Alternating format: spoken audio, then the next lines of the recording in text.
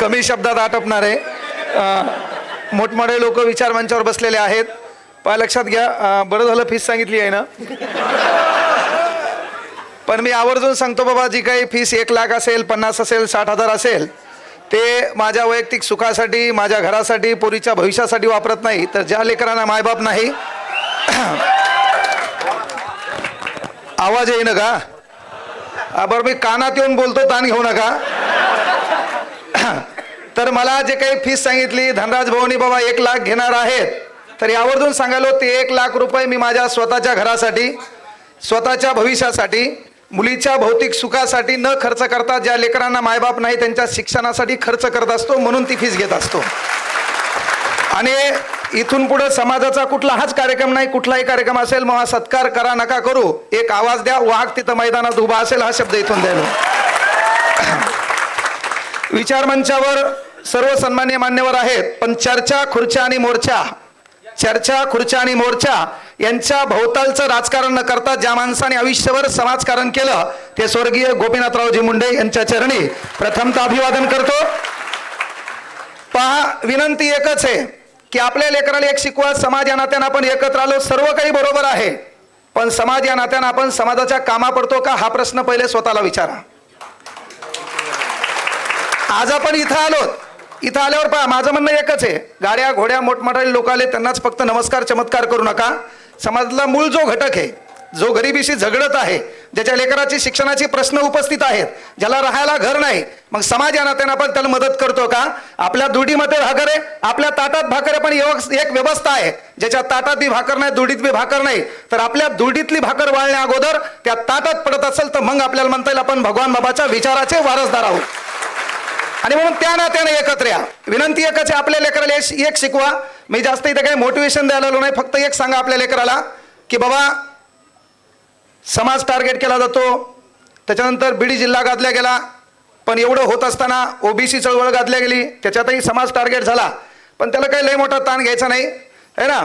फितुराच्या खांद्यावर बसून वाघाची शिकार करता येत नसते. फितुराच्या खांद्यावर बसून वाघाची शिकार करता येत नसते, त्यासाठी खांदा निष्ठावंत आणि शिकारी जातीवंत लागतो.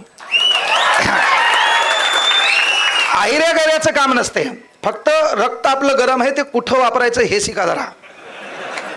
नाही तर रक्त गरम मला उठसूट मारामाऱ्या करायचं नाही, काही कार्यक्रम दिमाखानं करायचे. बाबासाहेब आंबेडकरांनी दिमाखानी सर्व नीट केलं का नाही, तसं आपलंही काम आहे. बा शिका, मोठे व्हा, आणि पदावरून मोठे झाल्यावर समाजाला विसरू नका. लेकराला एक शिकवा, बाळा कुठलंही स्टेज असेल तर त्या स्टेजवर बसायला पहिल्यांदा सत्ता लागते. भारतातलं कुठलंही स्टेज असेल तर त्या स्टेजवर बसायला पहिल्यांदा सत्ता लागते. आपल्या प्रत्येकाच्या नशिबात सत्ता येणार नाही. शेवटी आता धनुभाऊन हात डोक्यावर ठेवला तर धनराज भाऊ आहेत है ना. प्रत्येकाच्या नशिबात, बाकीच्या आता आपले तर वांधे एवढे बेकार आहेत की आपलेच लोक आपल्याला टार्गेट करतात. एखादं जरी म्हणला तर यावर्षी पाहतो नगरपालिकेत बाजूच त्याला डायलॉग हाणते, हा तू, हे आपले एकमेकाचे पाय वाढल्यामुळे तर वांधे व्हायलेत ना. तर बाबा सर्वात महत्त्वाची गोष्ट, विचारमंच कुठलाही असो, एक मुलगा म्हणून तुम्हाला सांगायलो की कुठल्याही विचारमंचावर बसण्यासाठी किंवा विचारमंचावर आपल्याला बोलावलं लागत असेल तर पहिल्यांदा सत्ता लागते. सत्ता आपल्या प्रत्येकाच्या नशिबात येणार नाही. पण एक गोष्ट लक्षात ठेवा, जर सत्ता आपल्याकडे नसेल तर दुसरी गोष्ट मालमत्ता लागते. मग आपले रेतीचे टिपर नाहीत, काही काही जे असतील तर ते भाग्यवान आहेत. म्हणजे पहिल्यांदा विचार मंचावर बसायला आपल्याकडे सत्ता लागते, सत्ता नसेल तर मालमत्ता लागते. पण आपल्या बापानं लेकराला एक शिकवा, बाळा जरी आपल्याकडे सत्ता नसेल, जरी आपल्याकडे मालमत्ता नसेल तर बुद्धिमत्तेच्या भरोशावर भारतातल्या कुठल्याही स्टेजवर जाता येतं, त्याचं हे उदाहरण आहे. सर्वांना या ठिकाणी आपण एकत्र आलात. पुढील काळात धनराज भाऊलाही विनंती आहे की बाबा तुमचे भरपूर आभार आहेत, कारण आज समाज एकत्र येत नाही, कारण एक मन आहे, हुशार लोक एकत्र येत नाहीत, आणि आपले घराघरात हुशार आहेत. त्यामुळे हुशार लोक सहसा एकत्र येत नाहीत. एवढे एकत्र आले म्हणजे साधी गोष्ट नाही. प्रत्येकानं काळजावर दगड ठेवून इथं ऐकायलेत, काही काही पटणं तरी ऐकायलेत. तर विनंती आहे, समाज या नात्याने एकत्र या. आपण टार्गेट कोणाला करतो किंवा कोण आपल्याला टार्गेट करतं यापेक्षा आपल्याला प्रगतीनं, कारण आपल्याला लोकांची रेस लहान करायची, तर आपली रेस आपण मोठी करू, हेच काम करा.